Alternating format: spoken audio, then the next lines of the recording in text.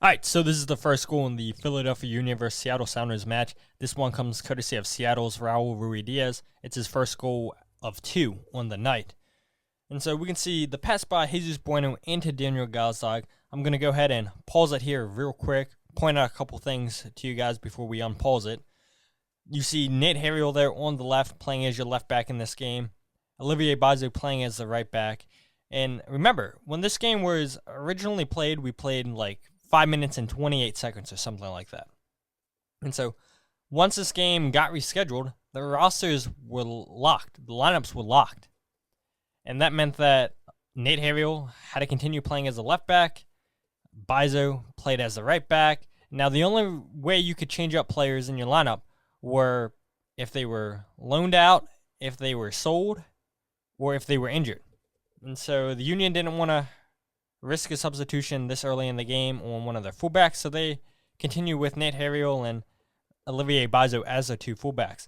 And just notice how far up both fullbacks are. Nate Harriel's a little bit more push-up than Olivier Bazo is. You can see there also on your screen 2 other circles that don't show Jack Elliott or Jacob Glesnes. Both of those center backs are basically at the halfway line, halfway circle. We have Jose Martinez right there in front of them to protect the back 2. And so Daniel Gazdag is going to pick up his head, look for a pass. He can't pass it into Mikhail Uhre because he's surrounded by 4 Seattle players. He can't go left out to Nate Harriel because there's 2 players out there that are going to intercept this ball, put the pressure on Nate if he receives the pass.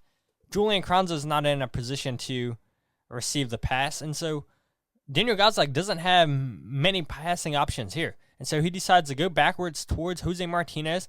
Bad touch, lack of concentration, and Raul Ruidiaz chips Oliver Zemla there. And you may be wondering, okay, why is Zemla so far out of his goal?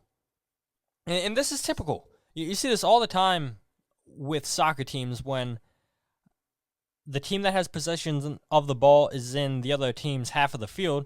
You know, you're going to push up everybody. You're going to push up your goalie. Your goalie is going to not stay in his 18-yard box. He's just going to go ahead and be an option for a pass if there needs to be an option.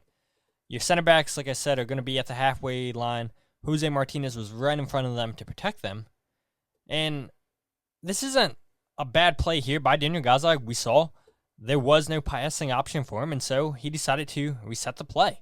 It was well defended by Seattle to take away those passing options. But as soon as Jose Martinez gets that pass back, he just takes his eye off the ball and realizes that he messes up. And then it was off to the races. We'll see right here, just a pass back by Daniel Gazdag, back to Jose Martinez. Bad touch, lack of concentration. He thinks that Jack Elliott's going to get to this ball, so he stops running. And by the time he realizes it, it's too late. 1-0 Seattle. All right, so this is the second goal in this match. This one comes courtesy of Seattle's Obed Vargas. And so you can see Nate Harriel there taking the throw in here on this play. Going to throw it into the 18-yard box here. And Seattle is going to go ahead and clear this away. It's not the greatest clearance.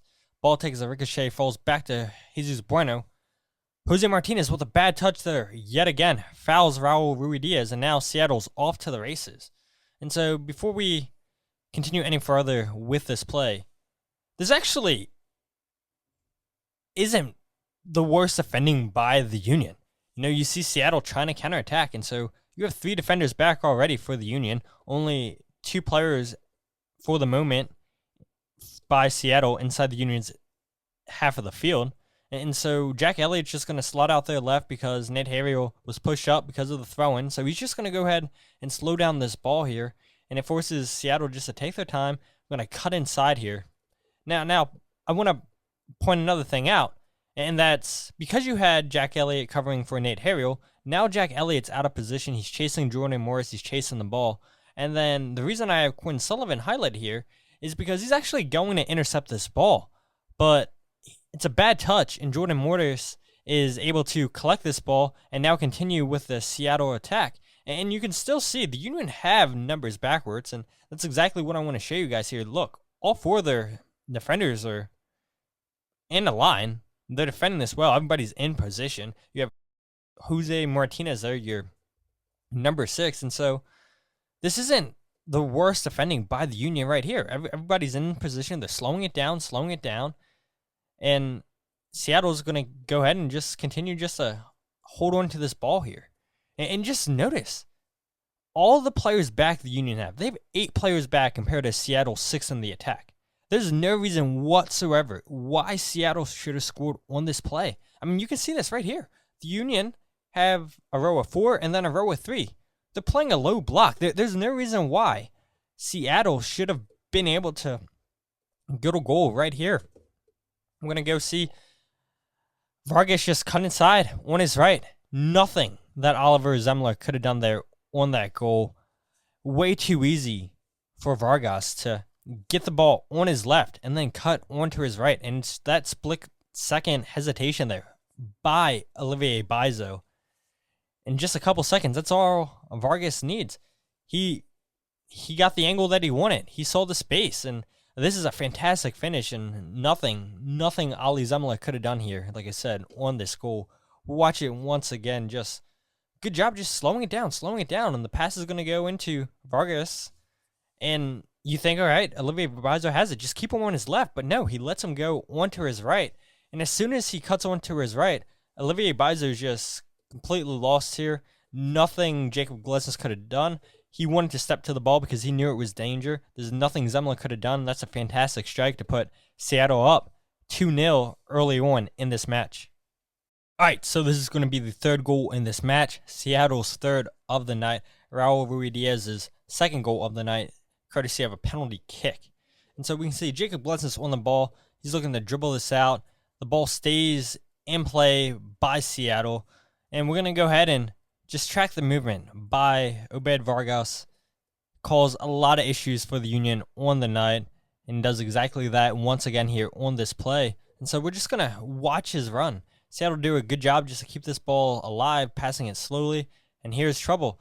Bizot doesn't fall for the cut-in on the right, misses the ball, but then gives up the penalty kick right there. And so Bizot learned his lesson from the first goal. He knew that Vargas is going to want to cut one to his right foot, and I'm going to be aware of it this time. Olivier is arguing, no, I didn't touch him. No, I didn't touch him. This is no penalty. But it's clear as day that this is a penalty kick. Bizot is trying to argue that he got the ball, and we'll see on the replay that that was not the case at all. And Obed wound up winning men in the match, according to FootMob. On the night, I believe it was. Had a 9.1 match rating. Had a fantastic game. All right, so the 55th minute, we get our fourth goal of this match. The Union's first of the evening. This one comes courtesy of Jack McGlynn off of a Union corner kick, which the ball eventually falls to Jack McGlynn. And so, a couple things I want to point out here for you guys. We're going to see Kai take this corner kick into that space there. Bedoya is going to run into that space. Circled in green, you have 4 Seattle players playing a zonal marking system. And then in the blue, just notice where the Union are lined up. They have 4 players in this blue circle here. Each of them are going to make a different movement. You're going to have Jacob Glesnes also run towards the near post with Bedoya. You have Jack McGlynn, who's outside the 18-yard box. He's covered there just in case Seattle hits on the counterattack or if a ball falls to him, and it eventually does, with the pass back by Alejandro Bedoya. And so it gets stuck under Bedoya. Bedoya with a pass back to McGlynn. One touch. Beautiful finish there by Jack McGlynn. And this is exactly how you wanted the Union to start the second half. You concede 3 goals in the first half. And if you wanted your way back in this game, you needed a quick response. It took 10 minutes from the start of the second half for the Union to get the first goal of the season by Jack McGlynn. And this is a fantastic strike here coming up. And so the ball played in low by Kai Wagner. Ball gets stuck under Bedoya, and so he lays it out to McGlynn. Fantastic touch, but that strike is out of this world with the left foot by Jack McGlynn. Here's a better angle. The touch, the finish, and look at that. I mean, no goalkeeper in the world's saving that. The pace of this, the accuracy, that's a fantastic strike by Jack McGlynn to get his first goal of the 2024 season. All right, so this is the 5th and final goal in this match. This one comes courtesy of Daniel Gazdag, who scores his 57th goal for the Union in all competitions, making him the club's leading goal scorer, passing Sebastien Le Toux. And so this play starts with a Kai Wagner throw-in into Jack Elliott. And so the Union take 5 passes inside their own half to reach Seattle's half. And then once the ball's inside Seattle's half, the Union just need 2 passes, and then they get the goal. And so 7 total passes on this play by the Union. It took them all of 20 seconds from the time Kai Wagner took this throw-in into Jack Elliott till the ball was in the back of the net. And so we see that ball played into Jack Elliott, back to Kai Wagner, Wagner into McGlynn, and this is really good ball movement right here by the Union, just finding the open pass. And we're going to go ahead and track the movement by Daniel Gazdag. Notice left-hand side of your screen in his own half, making this run a deep, deep run by Daniel Gazdag. This is a really, really good pass here by Jacob Glesnes to open up into Alejandro Bedoya. You have Nate Harriel making this overlapping run now on the right-hand side, which opens up the space for Quinn Sullivan to cross this ball into Daniel Gazdag. But this run by Gazdag to get in between the 2 Seattle defenders to run into the space, this is a perfect weighted pass by Quinn Sullivan into Daniel Gazdag, and it's a fantastic header there to make the game 3-2. Daniel Gazdag would get a second later on in this game, which we thought would have made it 3-3, but it was ruled off for offsides. But 2 minutes, 2 goals by the Union, you feel like they're back in it. There's belief, there's hope after a terrible first half by the Union. And like I said, 20 seconds from that throw-in into the goal in the back of the net. You see the Apple TV cameras picking up Le Toux there, knowing how special of a goal this is for Daniel Gazdag. But this is just really good stuff here by the Union. And they show time and time again that they're a team that doesn't need the ball, that don't need a lot of passes. They take those risky passes, and it's just really good ball movement. 7 passes, and the Union get a goal. Here we go. Wagner into McGlynn. McGlynn's going to find this to Jacob Glesnes. So it's a good job by them to switch the sides and just all that space, line-splitting pass there by Jacob Glesnes into Bedoya. And this overlapping run by Harriel to just create that space for Quinn Sullivan. It's a beautiful ball sent in to Daniel Gazdag, who heads it past Thomas, the goalkeeper of Seattle. Just really, really great stuff here by the Union. 2 passes inside Seattle's half, and it results in a goal for the Union. All right, so I believe I have 4 clips selected here, chances that the Union created in this game. 2 came in the first half, and then you had 2 in the second half later on where the Union looked to get that equalizing goal. And so we can see Jack Elliott on the ball here.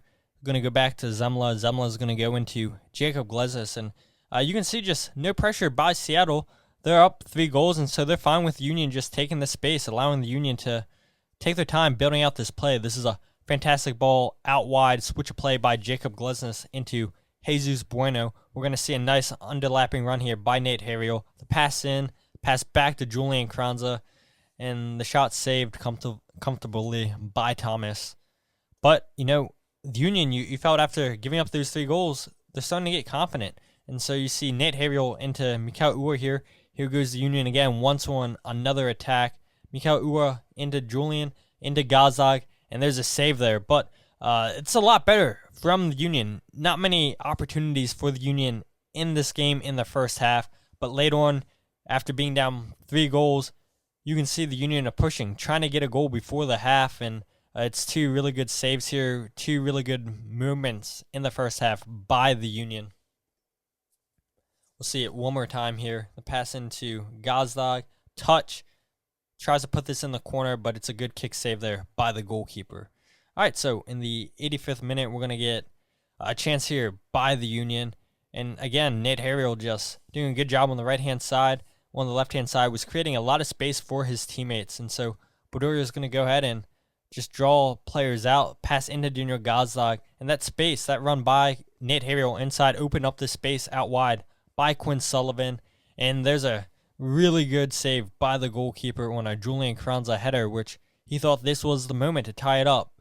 3-3. Close, but not close enough. Union couldn't get it, and this is going to be the 3rd chance. Late on in the 94th minute, Jacob Glesnes with a long ball up top to Nate Harriel. He wins the header, touchdown by Julian Kranza, but it's saved there by the goalkeeper. This is a huge moment right here. It's a last desperate ball by Jacob Glesnes. Nate Harriel wins the header. Beautiful ball up here. Great execution on this play to win this. Chest down, shot, but can't find the back of the net.